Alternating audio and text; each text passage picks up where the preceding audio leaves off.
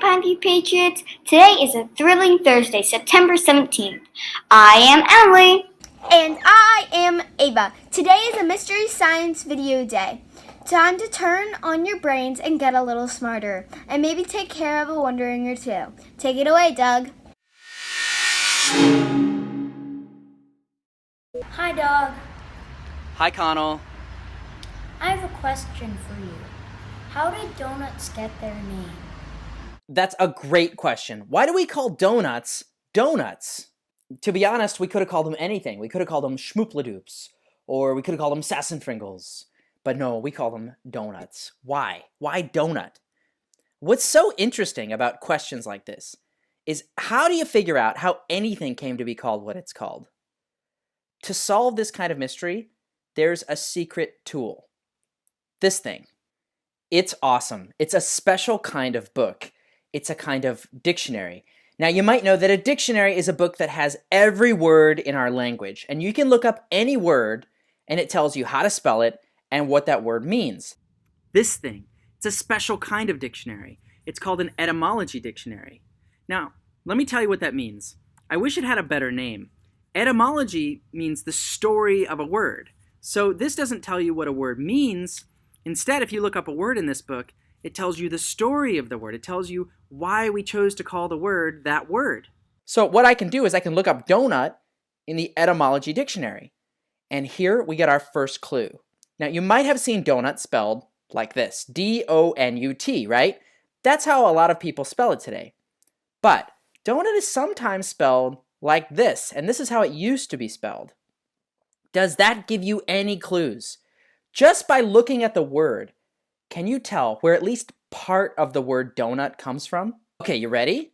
Look at the first part of that word, the dough part of the word donut. You might have heard of dough before. Donuts are made of dough. It's the same stuff we use to make bread. So that's the dough part. But now what about the second part of that word, nut? A donut doesn't look like a nut. What's it got to do with a nut? It seems like nothing. But if you look in the etymology dictionary, it tells us donuts weren't always a thing. They were introduced from the Dutch, a people who live in Europe, who called them olliekoeks. Now that's Dutch for oil cake. It's dough that you fry in oil, which makes it become cake. So you got oil cake. Now that name didn't catch on for them. So why would we start calling them donuts? Well, notice what those original Dutch donuts looked like. Do you notice how they don't have a hole in them, do they? There's no hole. We think of donuts as round with a hole in it. I mean, if it doesn't have that, it's not a donut, right? But it turns out the hole came later. You see, instead, donuts used to look like this, a round glob of dough. A lot of people thought that the shape of this looked like a nut, almost like an almond. So the name became donut, because it's a fried ball of dough that seemed to be in the shape of a nut. There you have it. All of this thanks to the special tool, the etymology dictionary, a book that tells you the story of a word. What other words do you think would be interesting to look up in an etymology dictionary? Well, if you want to look up any word, here's an etymology dictionary online that you can go to, etymonline.com. That's all for this week's question. Thanks, Connell, for asking it. Well, what do you know? I feel smarter about donuts. And also, now I want a donut. Thanks, Doug. Just like kids send their questions into Doug, you can explore your wonderings too. Do you have a wonder wall in your classroom? Do you have a question for Miss Greco for Wondering Wednesdays? Remember, this is our way of learning here at Pineview as IB learners. We are all inquirers, asking questions and seeking out answers is what it means to be living the questions. How can you be an inquirer today? At this moment, I'm wondering what's for lunch. Well, I'm glad you asked.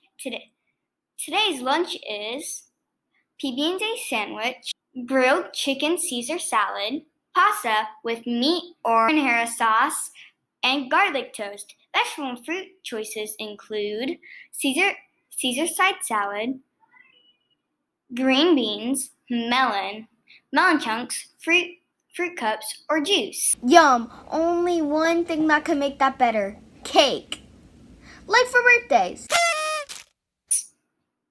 Don't forget, progress reports are available tomorrow. Online, you can see your progress reports on your My Student dashboard. If you are in 1st through 5th grade. Today's birthdays are... Just kidding, there is no birthdays. That's about it for today, Patriots. Please stand up for the Pledge of Allegiance.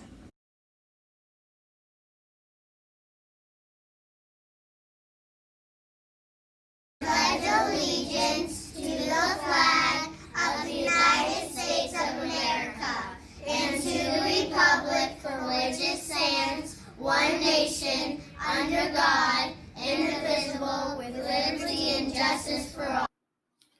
Have a thrilling Thursday, Patriots, and remember, We are living the questions. bye! Bye!